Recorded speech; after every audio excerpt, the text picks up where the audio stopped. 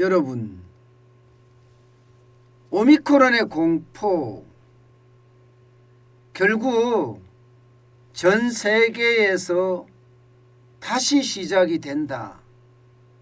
이렇게 말할 수 있을 것 같아요. 그런 지표들이 하나씩 지금 나오고 있습니다.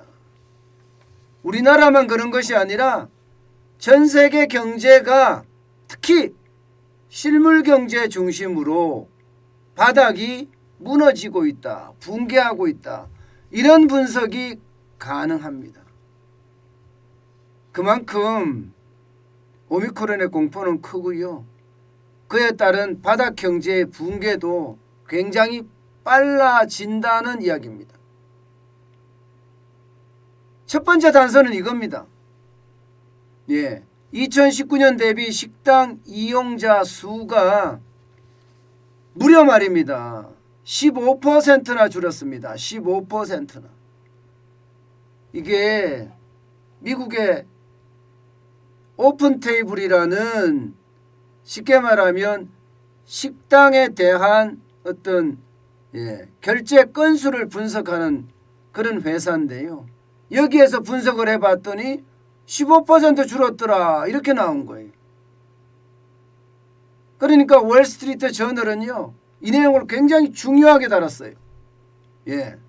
왜냐하면 2019년 대비해서 2021년 현재가 식당을 이용하는 사람이 마이너스 15%라는 것은 결국 오미크론의 붕괴가 현실화되고 있다, 이런 얘기잖아요.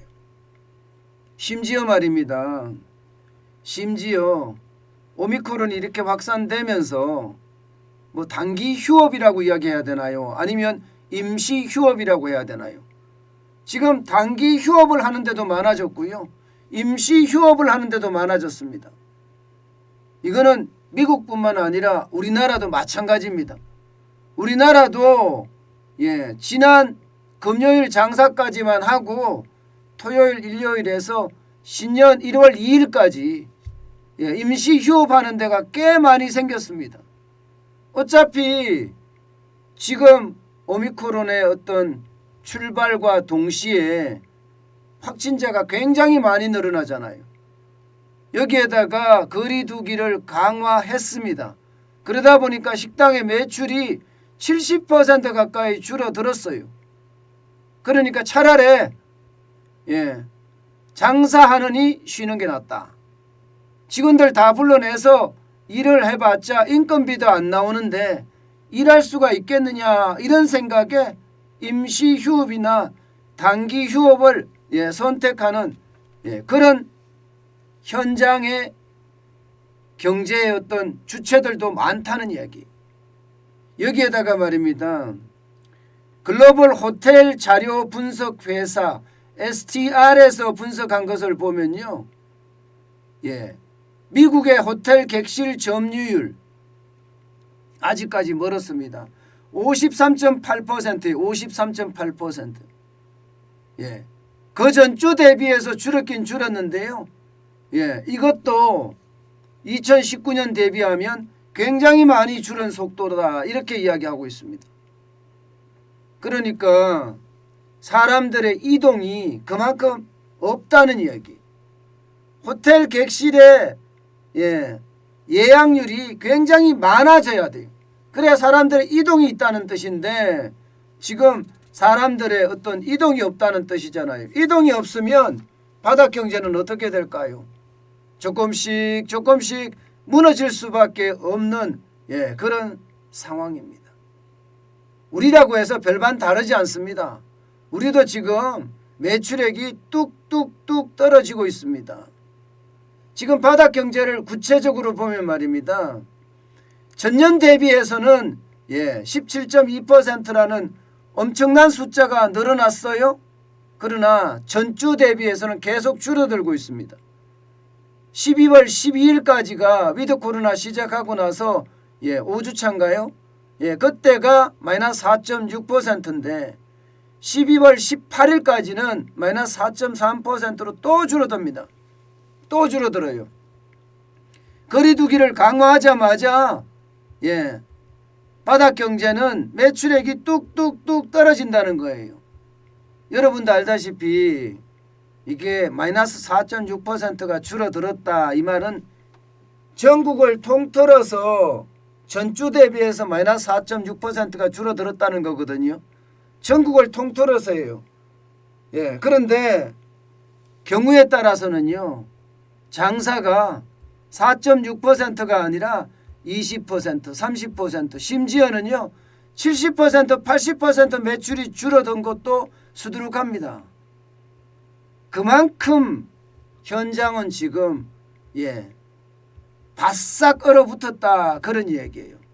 게다가 강추위까지 지금 시장에 영향을 주고 있다, 이런 분석까지도 나오고 있어요. 워낙 추우니까 마이너스 영하 16도, 영하 15도 뭐 이렇습니다. 여기다가 체감온도는 20도가 넘습니다. 그러면 사람들이 나다니지를 않습니다. 나다니지를 않으면요, 그만큼 소비가 줄어들 수밖에 없는 거예요. 지금 뭐 최악으로 간다, 최악으로 간다 하는 이야기가 어쩌면 우리 바닥도 이렇게 된다는 이야기예요. 문제는요, 여러분, 현장 경기, 여기에다가 바닥 매출, 여기가 떨어지잖아요. 그러면 경제 성장률도 그만큼 나빠질 수밖에 없습니다. 이 경제 성장률에 제일 크게 차지하는 부분이 소비거든요.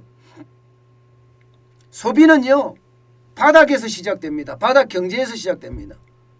자영업자, 소상공인, 마트, 편의점 이런 데서 시작된단 말입니다. 거기가 소비가 많이 일어나야 되는데 소비가 일어나지 않으면 경제 성장률이 어떻게 되겠습니까? 꼬꾸라질 수밖에 없습니다. 그러니까 대한민국도 4분기에 경제 성장률이 0점대 이하로 내려갈 수도 있다, 이런 분위기까지 나옵니다. 0점대 이하로. 미국도 마찬가지입니다. 미국도 지금 분석한 대로 보면 말입니다, 영국의 경제 전망 예측 기관인, 여러분도 알다시피 옥스퍼드 이코노믹스라고 있잖아요. 옥스퍼드 이코노믹스는 곧잘 맞추는 기관이에요. 여기에서는요, 미국의 1분기 성장률, 내년 1분기예요. 내년 1분기 성장률을 2.5%로 낮췄습니다. 3.4%였던 성장률이 2.5%로 내려갔다는 뜻이에요. 미국의 성장률이 떨어지면 우리도 마찬가지로 떨어질 수밖에 없죠. 그런데 더 큰 문제는 중국입니다. 중국. 더 큰 문제는 중국이에요. 중국은 지금 심각한 지경으로 가고 있지 않느냐, 지금 그렇게 분석하는 기관들이 많아졌습니다. 마찬가지로 옥스퍼드 이코노믹스에서 분석한 중국의 경제인데, 여러분 이 지표를 보세요. 이게 푹 꺼진 지역이 2021년이 아닙니다. 내년이에요. 내년 2022년이에요. 지금 이 그래프에서 보면 기준선이 회색입니다. 회색. 기준선이 회색인데 2021년에 푹 꺼졌죠. 그죠? 2021년에는 다시 반등을 하다가 2022년 초변에는 조금씩 꺼지면서 나중에는 중국의 경제도 쭉 해서 나빠질 거다, 이렇게 예상을 하거든요. 그런데 문제는요, 오미크론이나 여기에 헝다 부채까지 겹치게 되면 적어도 2022년 4분기에 3%로 최저점을 찍을 거다 하는 예상을 합니다. 3%로 최저점. 중국이 3%까지 떨어지면 우리는 마이너스까지 떨어질 수도 있습니다. 마이너스까지.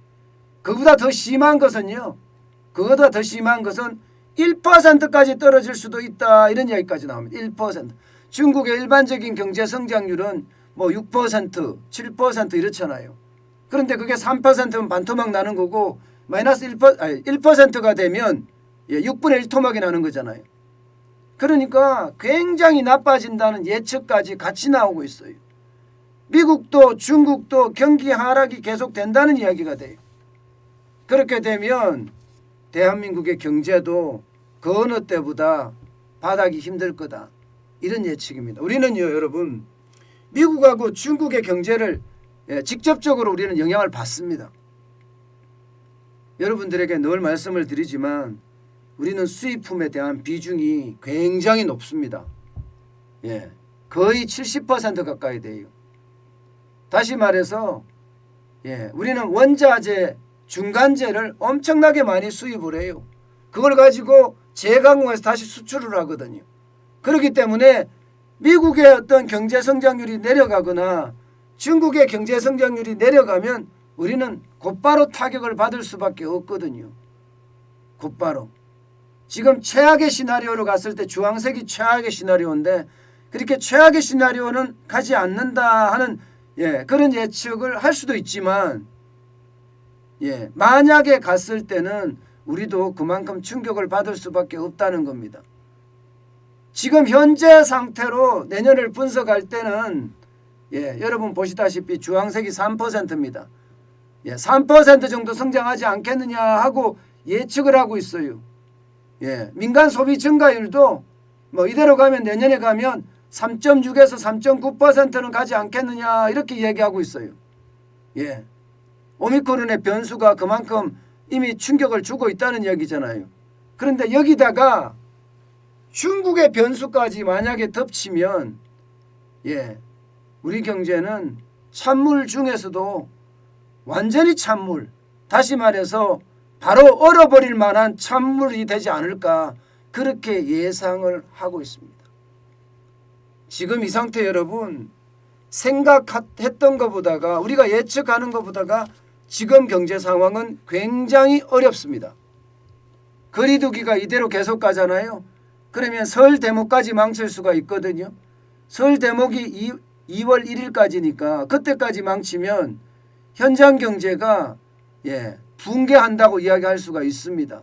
이렇게 됐을 때 과연 우리 부채 어마어마하거든요. 그 부채를 감당할 수 있겠느냐 하는 예측 지금 계속 나오고 있잖아요. 계속 나오고 있잖아요. 현대경제연구원 같은 경우는 내년에 1월, 2월, 3월 중에 위기가 온다. 아예 이렇게 못 받기도 하잖아요. 이대로라면. 그만큼 말입니다. 지금 우리 경제는 전반적으로 내우외환이다 이렇게 이야기할 수가 있습니다. 오미크론의 공포가 없다고 하더라도요. 이미 전 세계에 영향을 주고 있고 전 세계에 영향을 주는 것이 고스란히 우리 경제가 떠안을 겁니다. 우리는 소규모 개방 경제이기 때문에 떠안는 순간 우리 경제도 그만큼 나빠질 수 있다는 겁니다. 어떤 분들은요. 만약에라는 가정을 두고 가면서 수출이 무너지면 어떡하냐.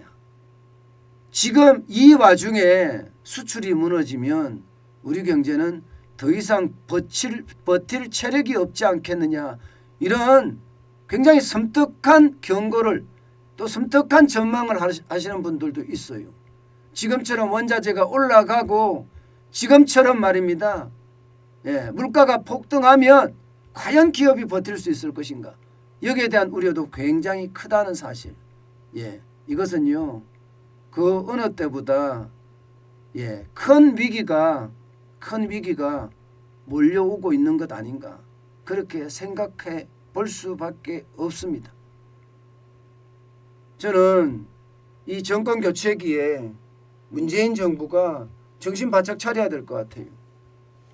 정신 바짝 못 차리면 진짜 큰 위험이 오지 않을까 하는 그런 두려움마저입니다.